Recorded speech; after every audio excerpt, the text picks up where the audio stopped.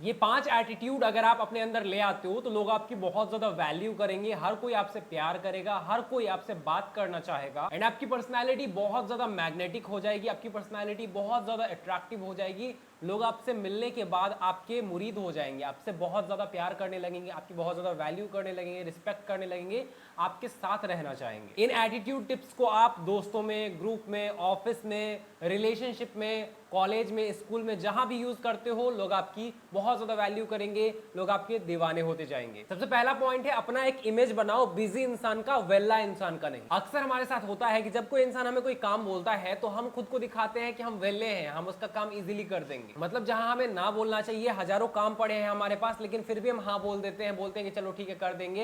ये कोई भी हो सकती है, आपकी गर्लफ्रेंड हो सकती है, आपके दोस्त हो सकते हैं, कलीग हो सकते हैं, कोई भी हो सकता है। जब आप अपने शेड्यूल की वैल्यू ना करके सामने वाले का काम कर देते हो तो सामने वाला समझ जाता है कि ये इंसान तो वेला है। इवन अगर आप चैट्स पर, कॉल्स पर आप सामने से हमेशा मैसेज कर देते हो, हमेशा कॉल कर देते हो, सामने वाले को लगता है कि ये इंसान तो वेला है, इसके जीवन में मेरे सिवा तो और कुछ है ही नहीं। सिंपल शब्दों में जब आप सामने वाले को ये नहीं दिखाते हो कि आप बिजी हो अपने लाइफ में बहुत ज्यादा, तब तक इंसान आपको सीरियसली नहीं लेता। जब तक आप सामने वाले को ये नहीं दिखाते हो कि आप वेले नहीं हो, आप वेले नहीं बैठे हो, अपनी लाइफ में बहुत ज्यादा बिजी हो, तब तक वो आपकी वैल्यू नहीं करता, आपको सीरियसली नहीं लेता। अगर सामने वाला बोल रहा है कि भाई ये काम कर दे, तो देखो अगर काम बहुत ज्यादा अर्जेंट नहीं है, बहुत ज्यादा इंपॉर्टेंट नहीं है, तो बोलो कि भाई मैं बिजी हूं, मेरा ये शेड्यूल है, मैं नहीं कर सकता। लोग आपकी अच्छाई को आपकी कमजोरी समझने लगते हैं, तो ये आपको डिसीजन लेना पड़ेगा, तभी सामने वाला आपकी वैल्यू करेगा। चैट्स में, कॉल्स में सामने से हमेशा मैसेज मत करो, देखो सामने वाला एफर्ट लगा रहा है कि नहीं। सामने वाला आपको वो मैसेज कर रहा है तो ठीक है आप भी करो, नहीं कर रहा है हमेशा आप ही कर रहे हो तो मत करो। एंड ऑल्सो अपनी एक आइडेंटिटी, एक इमेज बनाओ लोगों के नजरों में कि भाई ये बंदा ना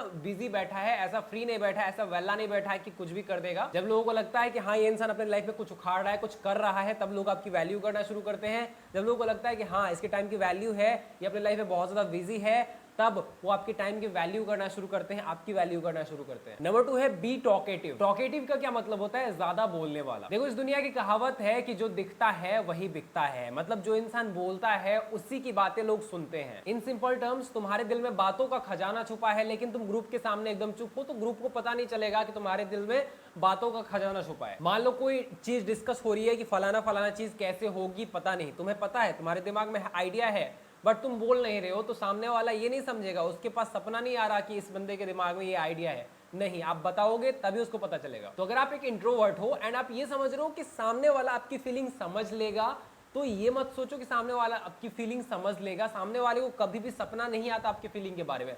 आपको जो सही लगता है, जो आपके ओपिनियंस होते हैं, जो आपके आइडियाज होते हैं, आपको बताना पड़ेगा। हर चीज के नेगेटिव और पॉजिटिव पहलू दोनों होते हैं। अगर आप एक साइलेंट पर्सन हो जो कि बहुत कम बोलता है, तो उसके कुछ अच्छाई भी हैं, लाइक आप अपने लाइफ में फोकस्ड होकर काम कर पाओगे, लेकिन एक बुराई भी है कि आप हमेशा अलोन रह जाओगे। क्या कभी आपने ऐसे इंसान को देखा है जो कि अकेले रहता है एंड उसी के पास पूरा ग्रुप बैठा है, भले वो कुछ नहीं बोल रहा है लेकिन उसी के अराउंड सारे लोग घूम रहे हैं? नहीं होता ऐसा। कोई इंसान बहुत ज्यादा स्मार्ट है, बहुत ज्यादा हैंडसम है, लेकिन कुछ नहीं बोलता तो उसके पास कोई नहीं आएगा। शायद एक गर्लफ्रेंड बन जाए, हो सकता है उसके पास बैठी रहे, शायद एक दोस्त बन जाए बैठी रहे, लेकिन एक ग्रुप नहीं आएगा, बहुत सारे लोग उसके पास नहीं होंगे। अगर आप चाहते हो कि हर कोई आपसे ऑब्सेस्ड हो तो आपको बहुत ज्यादा बोलना पड़ेगा, बहुत ज्यादा कम्युनिकेट करना पड़ेगा, क्योंकि जो इंसान पैदा हुआ है बोलने के लिए पैदा हुआ है, कम्युनिकेट करने के लिए पैदा हुआ है। लोग उसी के पास जाते हैं जो कि ज्यादा बोलता है, जो ज्यादा बकचोदी करता है, ज्यादा टाइम पास जिसके साथ होता है, और जिसके पास लोग होते हैं बाकी लोग भी उसी के पास जाते हैं। तो ज्यादा से ज्यादा बोलना शुरू करो, ज्यादा से ज्यादा टॉकेटिव बनो। अपने इंट्रोवर्ट पर्सनालिटी को ना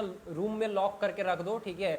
जब आप वहां आओगे तभी आप एकदम फोकस्ड होकर काम करोगे, साइलेंट होकर, बाकी सबको अवॉइड करके बाहर जाओ, तो अपने एक्सट्रोवर्ट पर्सनालिटी को अनलॉक करो। नंबर 3 है control your emotions and mind. Well आज के टाइम में हजारों डिस्ट्रैक्शंस हैं एंड इन डिस्ट्रैक्शंस को अवॉइड करना बहुत ही ज्यादा डिफिकल्ट है। इस वजह से 95 to 96%, इवन 97% जो बंदे हैं इन डिस्ट्रैक्शंस में लिटरली फंसे पड़े हैं। इस दुनिया में सबसे डिफिकल्ट है अपने माइंड को कंट्रोल करना और अपने इमोशंस को कंट्रोल करना। तुम्हारे जीवन की सबसे बड़ी प्रॉब्लम यह है कि तुम्हारे इमोशंस तुम्हें कंट्रोल करते हैं। हमारे लाइफ में मल्टीपल इमोशंस होते हैं, मल्टीपल अर्जेस होते हैं जो कि हमारा माइंड क्रिएट करता है, और इसी के वश में हम पूरी तरह से बसे हुए हैं। अगर तुम मजबूर होकर किसी ऐसी लड़की को टेक्स्ट करते हो जो कि तुम्हारी वैल्यू नहीं करती है, तो तुम इमोशन के वश में हो। अगर तुम हमेशा सोचते हो कि ये एडिक्शन मुझे छोड़ना है, लेकिन तुम छोड़ नहीं पा रहे हो, तो तुम अपने अर्जेस के वश में हो। तुम्हारा विल पावर लिटरली बहुत ज्यादा वीक है, एंड जिस वजह से तुम खुद को कंट्रोल नहीं कर पाते, मतलब तुम दुनिया को कंट्रोल करने की सोच रहे हो बट तुम खुद को ही कंट्रोल नहीं कर पा रहे हो। इस दुनिया में बहुत कम ऐसे लोग हैं जो कि अपने इमोशंस को कंट्रोल कर पाते हैं, जो कि अपने अर्जेस को कंट्रोल कर पाते हैं,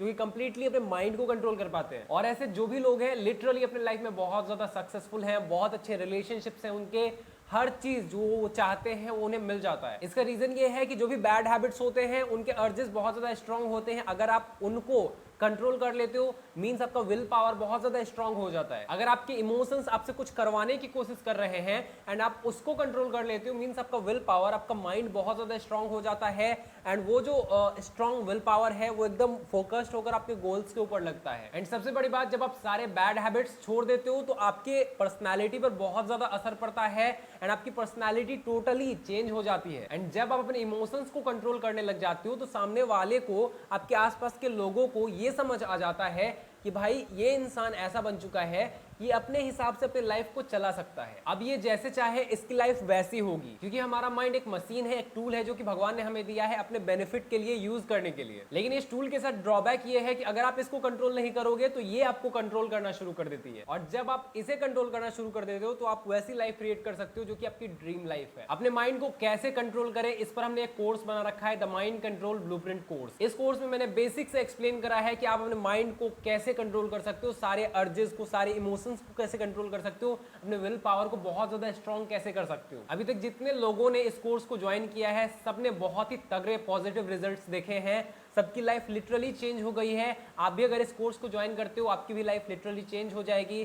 कोर्स को अभी ज्वाइन करो, लिंक डिस्क्रिप्शन में है। पॉइंट नंबर 4 है try to be best. Harsh truth इस दुनिया का ये है कि जो अगली है उसकी कोई वैल्यू नहीं करता, लेकिन लोग सोशल मीडिया पर लिखते हैं लुक्स डजंट मैटर। जिसके पास अच्छे खासे पैसे नहीं है, गवर्नमेंट जॉब नहीं है, लड़कियां कभी भी उससे शादी नहीं करेंगी, लेकिन सोशल मीडिया पर लिखेंगी मनी डजंट मैटर। लड़के खुद हमेशा लड़कियों की सुंदरता के पीछे भागते हैं, लेकिन सोशल मीडिया पर लिखेंगे लड़कियां सिर्फ पैसे के पीछे भागती है। भाई तू भी तो खुद उसकी सुंदरता के पीछे भाग रहा है। तो दुनिया की सच्चाई ये है कि जो चीजें हैं वो चीजें हैं। आप कितना भी सोशल मीडिया पे लिख लो ये है वो है, मैटर नहीं करता। आप एक जंगल से गुजर रहे हो एंड एक सांप आकर आपको काट लेता है, तो क्या आप उसके पीछे पीछे जाओगे उससे पूछने के लिए कि तुमने मुझे क्यों काटा? ये जस्टिस नहीं है, इनजस्टिस है, ये इनइक्वालिटी है। मैं नहीं मानता इसको। इतने देर में जहर फैल जाएगा, मर जाओगे। सांप की प्रवृत्ति है काटना, उसने काटा, अब आपका काम है उसको ठीक करना, उस जहर को कैसे जल्दी से जल्दी निकाल सकते हो। तो दुनिया की प्रवृत्ति जैसी है वैसी ही रहेगी, उसको आप चेंज नहीं कर सकते। दुनिया की प्रवृत्ति है जो बहुत ज्यादा पैसे कमाता है, जिसके बहुत अच्छे लुक्स होते हैं, जो कि लाइफ में बहुत अच्छा कर रहा होता है,